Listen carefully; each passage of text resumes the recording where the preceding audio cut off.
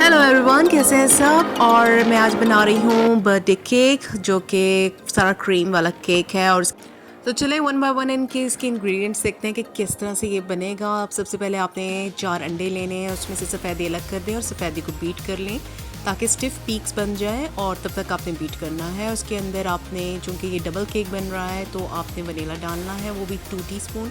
और साथ ही 2 कप आपने मैदा लेना है। उसके अंदर आपने डाल देना है 2 टीस्पून बेकिंग पाउडर के। और साथ ही चूँकि मैं इसको 2 सेगमेंट्स में 2 हिस्सों में डिवाइड कर रही हूँ, तो 2 पैन्स इक्वल साइज़ के आपने लेने हैं।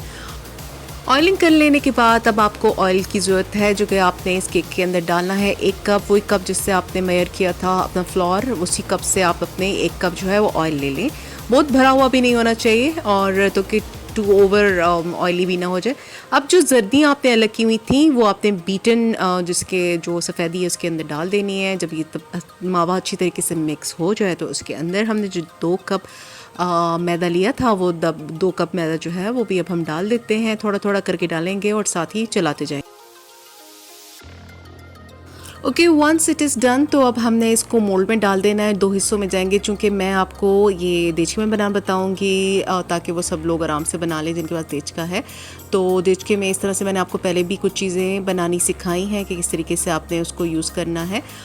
ओके, 1 कप का जो हमारा हाफ़ बैटर है वो तो चला गया है इसके अंदर। और इसको आपने मीडियम हाई पर रखना है फ्लेम को, या उस तरह से जिस तरह से आपको सेट रखे। बाकी जो बैटर है तब तक के लिए, क्योंकि गर्मी है, हम उसको मैंने फ्रिज में रख दिया था। अब मैं आपको बता रही हूँ कि ये भी मेरा तकरीबन 20 मिनट के अंदर अंदर तैयार हो गया है, पहला वाला केक।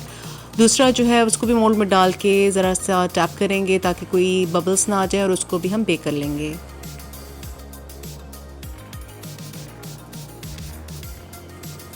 ओके, केक्स तो मैंने बना लिए थे, और उनको मैंने 1 दिन पहले बनाया था, और ताकि वो खूब चिल हो जब मैंने आइसिंग करनी हो। तो आइसिंग के लिए व्हिप मेरे पास है, और ये आधा जो पैकेट है उसका काफ़ी है इस केक के लिए, इसलिए मैंने हाफ़ लिया है।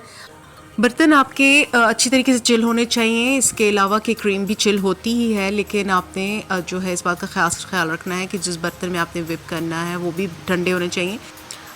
यहाँ पे मैं जो है अपना बर्तन चेंज कर रही हूँ, क्योंकि वो बर्तन जो है काफ़ी छोटा पड़ गया है, और क्रीम जो है वो फूलनी शुरू हो गई है। और इसके अंदर देखें आप कितनी स्टिफ पीक्स आ गई हैं। जब तक कि वो इस शक्ल में नहीं आ जाती, तब तक कि आप इसको बीट करते रहें। ओके जी, चूँकि मैं इसी प्लेट के ऊपर ही केक को सर्व करूँगी, इसीलिए मैंने इसी को यूज़ कर लिया है। और ये बहुत खूबसूरत भी है, और एट द सेम टाइम इसके ऊपर आराम से केक भी बन जाएगा। अब आप इसके अंदर जो आपने पाइनएप्पल का कैन खोला है, उसके अंदर जो पानी है, उसका सिरप है, उसी में आप थोड़ा सा दूध डाल दें ताकि वो एक मज़े का लिक्विड बन जाए। और सफिशेंट लैविशली आपने पहली लेयर जो है उसके ऊपर डाल देना है। जो 2 केक्स मैंने बनाए थे, उन दोनों के अंदर मैंने 2 कट्स दिए हैं। इस तरह से मेरे पास आप कह सकते हैं कि 4 लेयर्स आ गई हैं। तो मेरे पास अभी कोई मेरे स्पेशल टूल्स यूज़ नहीं करने आइसिंग के लिए, ताकि वो सब लोग जिनके पास बिल्कुल कुछ नहीं है वो आराम से देख सकें कि किस तरह से घर में आप विदाउट स्पेशल टूल्स अपनी ही घर की चीज़ों को इस्तेमाल करते हुए जो आपके पास किचन में है, किस तरीके से आप आइसिंग कर सकते हैं केक में। स्पॉन्ज हमारा बहुत सॉफ्ट, बहुत ही फ्लफ़ी बना है, और 1 लेयर जो है उसकी आइसिंग हो चुकी है। बीच में मैंने पाइनएप्पल के चंक्स डाल दिए हैं। अब ये दूसरा जो लेयर है उसको भी अच्छी तरीके से, उसको जो है उसके ऊपर ये सिरप हम डाल देते हैं ताकि ये भी अच्छी तरीके से मॉइस्चराइज्ड हो जाए। और अब दोबारा से हमने क्रीम ली है, और सेकंड जो टायर है या जो सेकंड लेयर है केक की, उसके ऊपर भी आपने लैविशली क्रीम लगानी है, और इक्वल रखनी है। बस आपने ये बात का ख्याल रखना है कि कहीं से ज़्यादा कहीं से कम ना हो, सरफेस तकरीबन इक्वल होनी चाहिए। इसी तरह से दोबारा से चंक्स डाल देते हैं, और अब इसके ऊपर हम तीसरी जो केक की लेयर है उसको रखते हैं, और आपने उसको अपने हाथ से हौले हौले दबाना है ताकि वो आपको फील हो जाए कि ये इसने नीचे वाली सरफेस को पकड़ लिया है और अपनी जगह पे सेट हो गई है। इसी तरह से इसके ऊपर भी दोबारा से लिक्विड डाल दिया गया है, और इसके ऊपर भी आइसिंग हमने कर दी है। अब इसके ऊपर भी हम चंक्स डालेंगे पाइनएप्पल के, और उसके बाद आएगी फाइनल लेयर की बारी।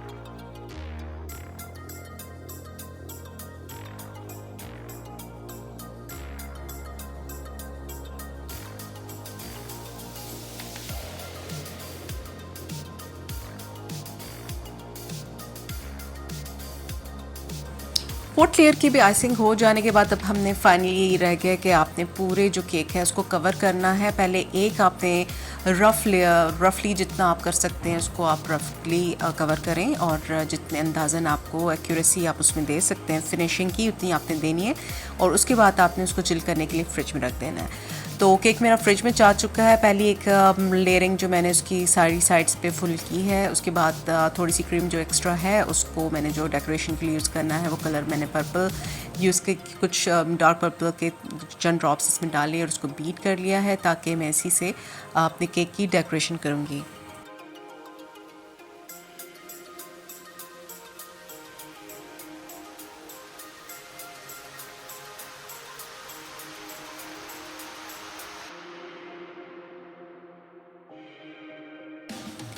अब मैंने अपने केक को दूसरी आइसिंग की लेयर के लिए निकाल लिया है, और इस बार बहुत केयरफुली हमने जो है वो काम करना है। और आप देखिए मेरे हाथ में क्या है, मेरे हाथ में है एक रूलर जो कि मैंने अपनी बेटी के स्टेशनरी बॉक्स जो है उसमें से निकाला है, और इससे मैं आपको बता रही हूँ कि किस तरीके से मैं इसको लेयर बाय लेयर क्रीम को स्प्रेड कर रही हूँ, और किस तरीके से स्प्रेड करना है उसको रख के एक ही जगह पे उसी के ऊपर आपने टू एंड फ्रो मूवमेंट्स देनी है ताकि क्रीम जो है वो ठहर सके। क्योंकि क्रीम को अगर आप एक ही लेयर में जैम की तरह लगाने की कोशिश करेंगे तो वो कभी भी सही नहीं लगेगी, तो इसको टू एंड फ्रो मूवमेंट्स के साथ ही करना पड़ता है। तो अल्हम्दुलिल्लाह एक आम से जो टूल है मेरे पास उसको मैंने यूज़ करते हुए इसकी टॉप जो है उसको भी काफ़ी सीधा कर लिया है, और एजेस को भी अभी हम बिल्कुल सेट कर देंगे, और साइडों को भी बिल्कुल इसके ऊपर और क्रीम जहाँ आपको मिसिंग लगे वहाँ पे भी इंसान ऐड करता जाता है, और वहाँ पे जितने होल्स हैं, बबल्स हैं, वो भी निकल जाते हैं।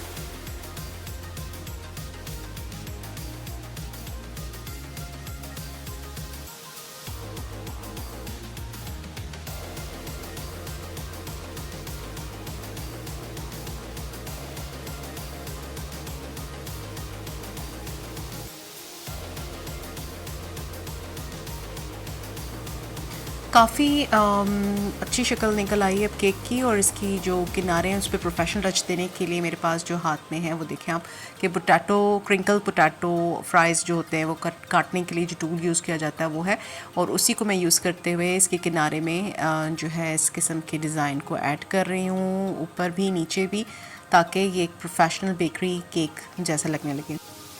ओके जी, अब इसकी डेकोरेशन प्रॉपर तरीके से स्टार्ट करते हैं। जो पर्पल फूड कलर डाल के क्रीम को कलर दिया था वो क्रीम जो है आइसिंग बैग में डाली हुई है, और एक नोज़ल मैंने सेलेक्ट कर लिया है, और उससे मैं इसके कॉर्नर्स पर ही थोड़ा सा काम करूँगी और इसके एजेस को प्रोमिनेंट करूँगी, क्योंकि मैं डेफिनेटली इतनी कोई प्रोफेशनली ऑन एंड ऑफ नहीं बनाती इस किस्म के केक्स, तो इस वजह से मैं आप सबको भी जो बिल्कुल न्यूबीज़ है और जो सिर्फ शौकिया ट्राई करते रहते हैं, अगर उन्होंने आइसिंग करनी है तो यही मशवरा है कि आप 2 कलर से ज़्यादा या तो आप डेकोरेशन की तरफ ना जाएं, एक ही कलर या 2 कलर ज़्यादा मैक्सिमम जो है आप उसके अंदर डेकोरेशन करें, ताकि जो केक आपका जो डेकोर होगा वो थोड़ा सा प्रोफेशनल लुक की तरफ आप अपीयरेंस उसकी हो, और उसमें मिनिमम जो है फ्लॉज हों और मैक्सिमम वो प्रोफेशनल ही लगे।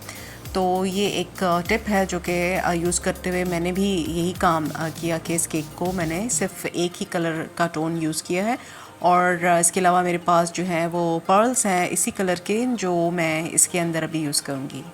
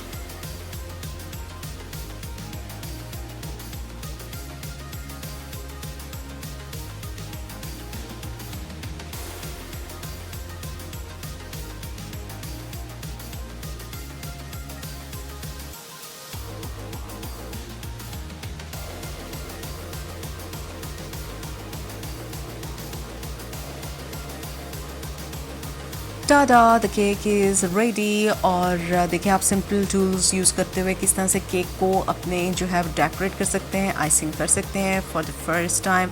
अगर आपने पहले कभी नहीं भी की तो आप सिंपली कर सकते हैं। तो ये केक काफ़ी लोगों को घर में भी पसंद आया था, काफ़ी तो ये समझे कि शायद मैंने बेकरी से मंगवाया है। तो आप लोग भी अब इसको ट्राई कीजिएगा और चैनल को सब्सक्राइब करें। तब तक के लिए बाय।